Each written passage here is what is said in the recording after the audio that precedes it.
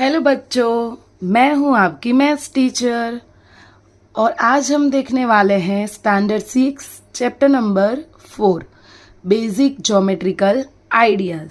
Geometry के बारे में आपको तो पता ही होगा, आपके पास ज्योमेट्री बॉक्स भी होगा।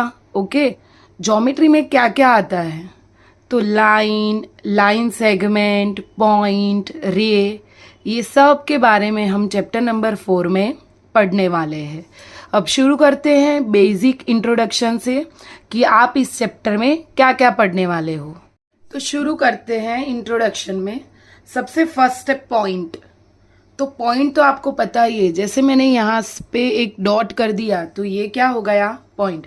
इसको हम नाम दे देते हैं ए, तो इसको क्या बोलेंगे, पॉइंट ए। आया समझ में। अगर इसी तरह मैंने एक यहाँ पे पॉइंट किया है और यहाँ पे एक पॉइंट किया है और इन दोनों को मैं ज्वाइंट कर दूँ, इसका नाम मैंने लिखा है ए, इसको नाम दे देती हूँ बी, तो ये हो गया हमारा लाइन सेगमेंट। यहाँ पे देखो, लाइन सेगमेंट के 2 एंड पॉइंट होते हैं, यहाँ से आगे ये एक्सटेंड नहीं होगा और यहाँ पर भी वो नहीं होगा, ये उसके 2 एंड पॉइंट हो गए हैं, तो इसको हम बोलेंगे लाइन सेगमेंट। ओके, इसके बाद आता है लाइन। यहाँ पे आप देखो, ये जो मैंने ड्रॉ किया है ये हमारा हो जाएगा लाइन ए बी। ओके, इसको मैंने नाम दे दिया है। ये लाइन इधर भी एक्सटेंड हो सकती है और इधर भी एक्सटेंड हो सकती है, मतलब लाइन के कोई भी एंड पॉइंट नहीं होते हैं। तो लाइन सेगमेंट में एंड पॉइंट होता है लेकिन लाइन में एंड पॉइंट नहीं होता है, तो ये बात आपको याद रखनी है। नेक्स्ट है रे। रे में एक एंड पॉइंट फिक्स होता है, ओके, और दूसरा एंड पॉइंट फिक्स नहीं होता है, मतलब ये आगे भी एक्सटेंड हो सकता है। तो ये हो गया हमारा रे ए बी। जैसे आपने सनलाइट देखी होगी, ओके, तो सन का जो रे है वो ऐसे स्टार्ट होता है, मतलब इसका एंड पॉइंट यही है, यहीं से वो स्टार्ट होता है, लेकिन आगे कहाँ तक जाएगा वो फिक्स नहीं है। इसी तरह रे में भी ऐसा होता है, एक पॉइंट फिक्स होता है लेकिन आगे कहाँ तक एक्सटेंड होगा वो फिक्स नहीं है। नेक्स्ट है intersecting line. If 2 line have a common point, कोई भी 2 लाइन है उसका कॉमन पॉइंट है, तो उसको हम क्या बोलेंगे, they are called intersecting line. मतलब कभी भी वो मीट कर रही है कोई भी पॉइंट पे, तो इसको बोलेंगे इंटरसेक्टिंग लाइन। यहाँ पे मैं लाइन ड्रॉ कर रही हूं,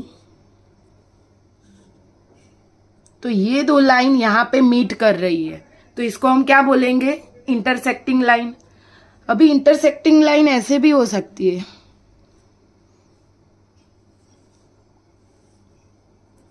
अभी आप बोलोगे कि टीचर ये तो मीट नहीं कर रही है, लेकिन मैंने अभी अभी आपको बताया कि लाइन आगे भी एक्सटेंड करती है। अगर हम इन दोनों लाइन को आगे एक्सटेंड करें तो यहाँ पे मीट करेगी। ओके, तो ये भी क्या है, इंटरसेक्टिंग लाइन।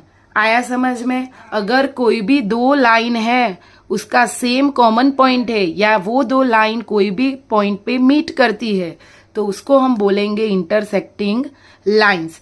इसी तरह से कोई भी ऐसे दिया है तो ये भी क्या है, इंटरसेक्टिंग लाइन, क्योंकि हम इसको आगे एक्सटेंड करें तो ये दोनों लाइन यहाँ पे मीट करेगी। देखने में ये मीट नहीं कर रही है लेकिन आगे एक्सटेंड करेंगे तो ये मीट करेगी। ओके, तो उसको हम बोलेंगे इंटरसेक्टिंग लाइन। होप यहाँ तक आप सबका जो भी कंसेप्ट है, पॉइंट, लाइन सेगमेंट के 2 एंड पॉइंट होते हैं यानी फिक्स होते हैं उसके पॉइंट, वो आगे एक्सटेंड नहीं करेगा। लाइन दोनों तरफ से एक्सटेंड कर सकती है। रे में एक पॉइंट फिक्स होता है और एक पॉइंट आगे एक्सटेंड हो सकता है। और इंटरसेक्टिंग लाइन मतलब ऐसी 2 लाइन जो कहीं पर भी मीट करती है एक कॉमन पॉइंट पे, उसको हम बोलेंगे इंटरसेक्टिंग लाइंस। नेक्स्ट है पैरेलल लाइन। ऐसी 2 लाइन जो कहीं भी कोई भी पॉइंट पे मीट नहीं कर रही है, they are do not meet at any point. Okay, तो उसको हम बोलेंगे पैरेलल लाइंस। पैरेलल लाइंस यहाँ पे मैं ड्रॉ कर रही हूँ।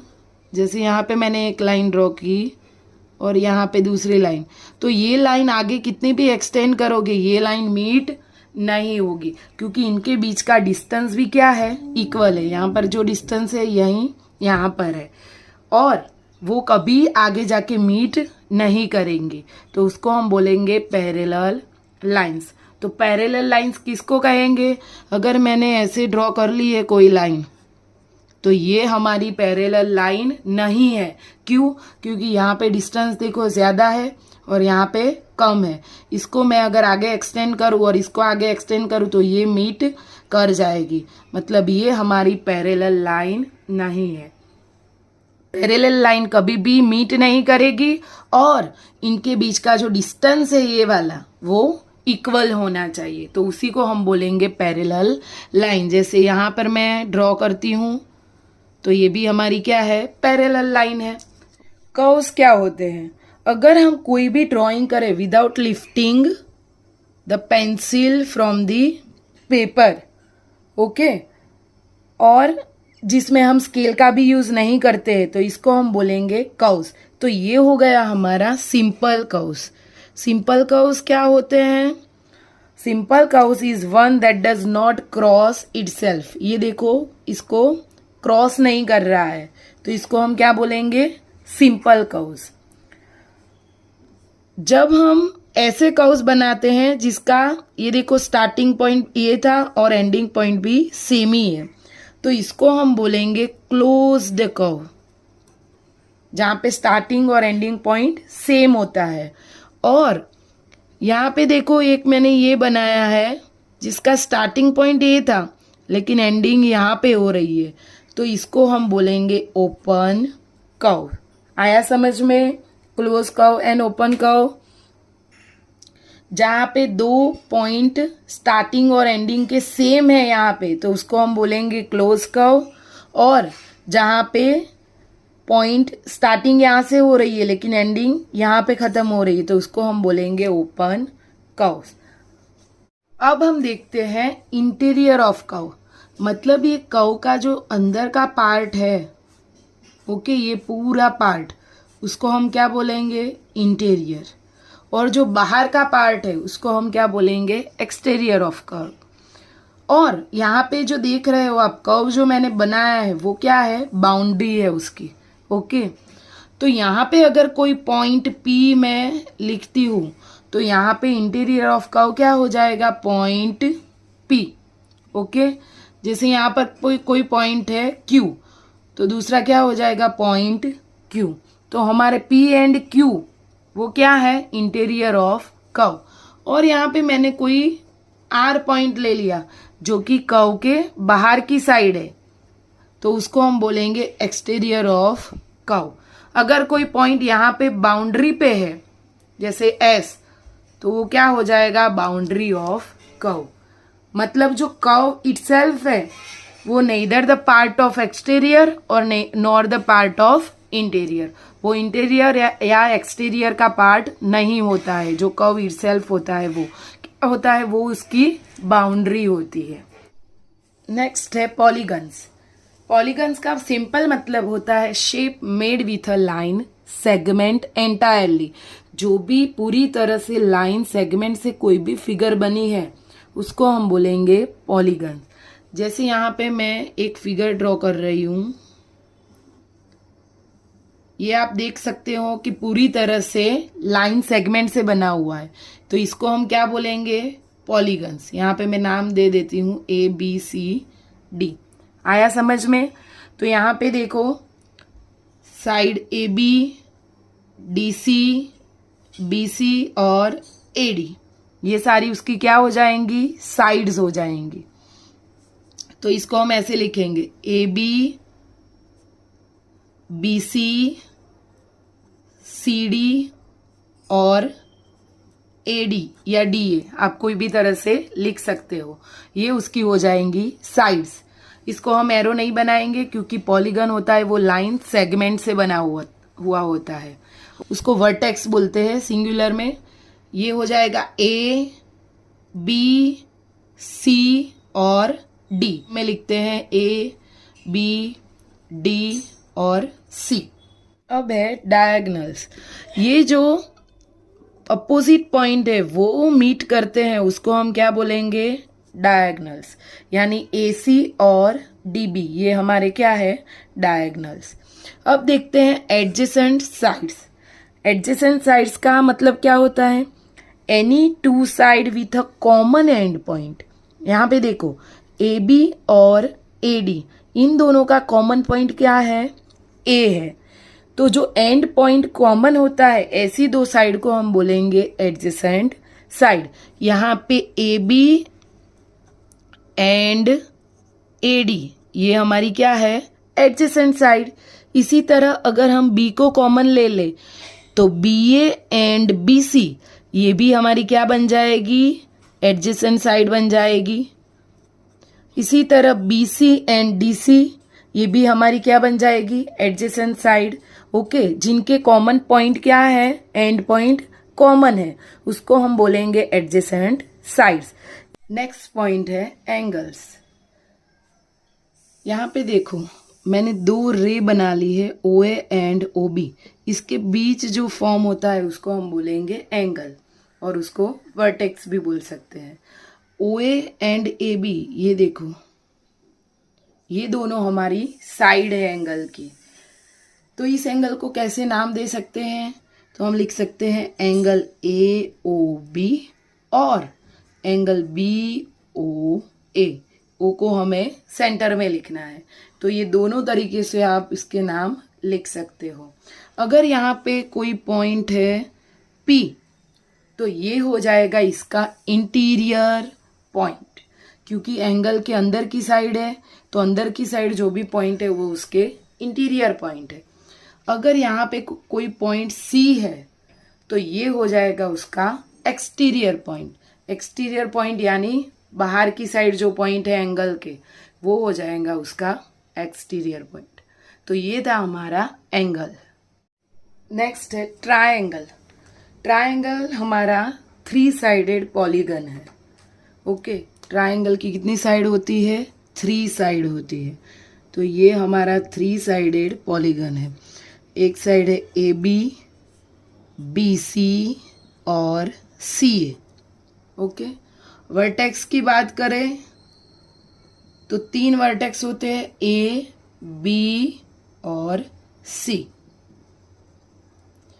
इस ट्रायंगल को हम कैसे नाम देंगे? Triangle A B C, triangle B C A और ट्रायंगल सी बी ए। इन तीनों तरह से हम उसको नाम दे सकते हैं। नेक्स्ट देखते हैं उसके एंगल्स। तो एंगल्स कितने हैं? तो 3 एंगल्स हैं। एंगल बी ए सी, ए को बीच में रखते हैं।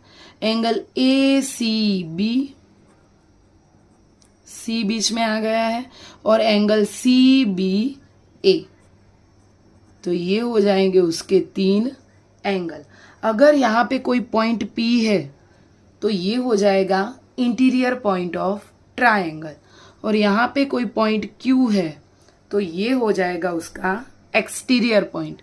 यहाँ पे कोई पॉइंट D है तो ये ट्रायंगल के ऊपर का पॉइंट हो जाएगा। आया समझ में? तो ये था हमारा ट्रायंगल। नेक्स्ट देखते हैं क्वाड्रिलेटरल। क्वाड्रिलेटरल क्या होते हैं? जिसकी 4 साइड होती है उसको हम बोलेंगे क्वाड्रिलेटरल्स। अभी यहाँ पे देखो मैंने एक स्क्वायर ड्रॉ किया है, अगर मैं एक रेक्टेंगल ड्रॉ करूँ तो इन सब की क्या होती है? 4 साइड होती है। तो जो भी 4 साइड वाले हमारे पॉलीगन्स है वो क्या बन जाएंगे? क्वाड्रिलेटरल्स। यहाँ पे देखो एक क्वाड्रिलेटरल्स मैंने ड्रॉ किया है PQRS। अगर इसकी हम साइड की बात करें तो साइड क्या बनेगी?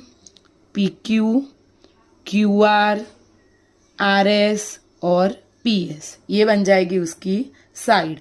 यहाँ पे हम इसी तरह से लिख लेते हैं PQ, QR, RS और SP। PS भी लिख सकते हो। Okay, angles. यहाँ पे एंगल्स देखो, angle P, angle Q, angle R और एंगल S। इसको हम वर्टिक्स भी बोल सकते हैं, PQRS। एडजेसेंट, एडजेसेंट मैंने आगे भी बताया था, जो साथ साथ वाली साइड होती है, ओके, जिसका कॉमन पॉइंट सेम होता है, उसको हम बोलेंगे एडजेसेंट साइड। यहाँ पे देखो PS और SR, ये हमारी क्या है, एडजेसेंट साइड है, क्योंकि इसमें S कॉमन है। इसी तरह से SR और RQ, ये भी हमारी क्या बन जाएगी, एडजेसेंट साइड, ओके। तो इस तरफ आप एडजेसेंट साइड लिख सकते हो। इसी तरह से एडजेसेंट एंगल्स, यहाँ पे देखो P and S, S and R, R and Q, Q and P, तो ये हमारे क्या है, एडजेसेंट एंगल। आया समझ में? जो साथ साथ वाले एंगल है उसको हम क्या बोलेंगे, एडजेसेंट एंगल्स। अपोजिट साइड्स, जो सामने वाली साइड है, मतलब ये देखो यहाँ पे PS and RQ, PQ and RS, ये जो सामने सामने वाली साइड है उसको हम बोलेंगे अपोजिट साइड। तो यहाँ पे लिख देते हैं PS एंड QR, तो ये बन जाएगी PS एंड QR, हमारी अपोजिट साइड। ये भी आप लिख सकते हो PQ एंड RS। इसी तरह से अपोजिट एंगल्स, तो यहाँ पे देखो angle S and angle Q, ये हमारे क्या हो जाएंगे, अपोजिट।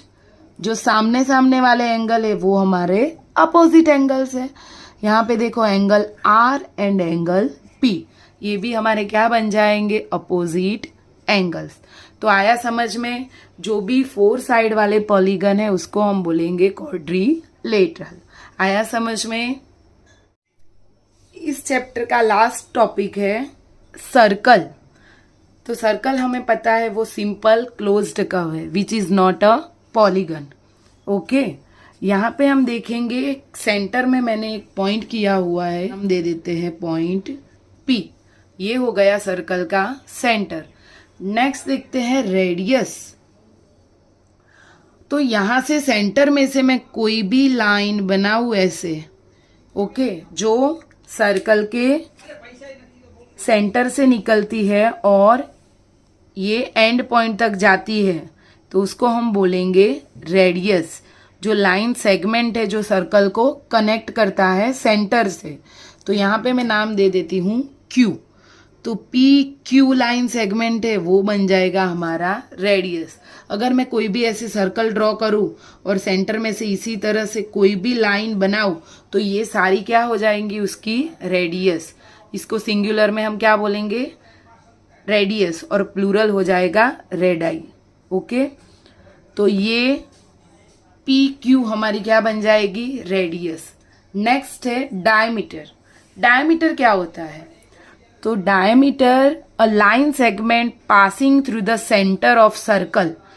जो भी लाइन सेगमेंट है वो सेंटर से पास होता है, having its and point on the circle is called diameter.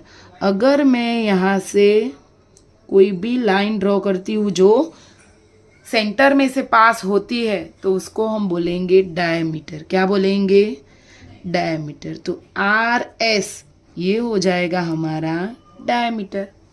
तो आप देख पा रहे हो कि ये हमारी PS क्या है, रेडियस है, PR भी क्या है, रेडियस है, और RS क्या हो गया, डायमीटर हो गया। तो diameter D is equal to 2R, R यानी क्या हो गया, हमारी रेडियस। तो डायमीटर क्या होता है, रेडियस का डबल होता है। आया समझ में? अब देखते हैं कॉर्ड। तो कॉर्ड क्या होता है? कॉर्ड होता है a line segment whose end points are on the circle. जिसके एंड पॉइंट क्या होते हैं, सर्कल पे होते हैं, उसको हम बोलेंगे कॉर्ड। यहाँ पे मैंने जो ड्रॉ किया है MN, ये बन जाएगा हमारा कॉर्ड, ओके। तो इसी तरह से देखे तो डायमीटर है वो हमारा क्या है, लॉन्गेस्ट कॉर्ड है, ओके। डायमीटर भी कॉर्ड है लेकिन लॉन्गेस्ट कॉर्ड है। आया समझ में? तो MN हमारा क्या है, कॉर्ड है। इसके बाद आता है arc. An arc is a portion of a circle in the adjoining figure.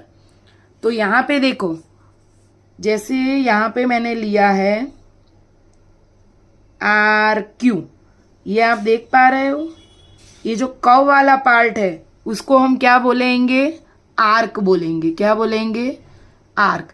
तो आर क्यू हमारा क्या बन जाएगा, आर्क बन जाएगा। ओके, इसी तरह से अगर यहाँ पे हम देखें तो ऐसे यहाँ पे मैंने आर्क बनाया है, यहाँ पे नाम दे देती हूँ सी डी। तो सी डी भी हमारा क्या है, आर्क है। आया समझ में। तो जो भी हमारा कर्व पार्ट है उसको हम बोलेंगे आर्क। नेक्स्ट है सेक्टर। जो भी पोर्शन हमारा आर्क से कवर होता है, यहाँ पे अगर मैं जॉइंट कर लूँ इसको सेंटर से, तो ये जो अंदर का पोर्शन बना है उसको हम बोलेंगे सेक्टर। यानी जो आर्क से पोर्शन आता है उसको हम क्या बोलेंगे, आर्क का जो पोर्शन होता है उसको हम बोलेंगे सेक्टर। और हमारा जो कॉर्ड से आता है पोर्शन, ये वाला पोर्शन देखो, तो ये बन जाएंगे हमारे सेगमेंट। यानी जो कॉर्ड से पोर्शन निकलता है उसको हम बोलेंगे सेगमेंट, और जो आर्क से निकलता है उसको हम बोलेंगे सेक्टर। आया समझ में। तो सेगमेंट है वो हमारा कहाँ से आता है, कॉर्ड का जो पोर्शन होता है वो होता है, और आर्क हमारा जो पोर्शन होता है आर्क का वो होता है सेक्टर। यानी ये जो हम दिखा रहे हैं वो हमारा सेक्टर है, ये पोर्शन, और ये जो कॉर्ड वाला पोर्शन है अंदर का उसको हम बोलेंगे सेगमेंट। तो ये था हमारा सर्कल। आया समझ में। तो ये थी हमारे चैप्टर 4 के टॉपिक्स की इंट्रोडक्शन। अब नेक्स्ट लेक्चर में हम स्टार्ट करने वाले हैं एक्सरसाइज 4.1। अगर इसमें कोई भी डाउट है तो प्लीज़ नीचे कमेंट बॉक्स में कमेंट करना। बाय।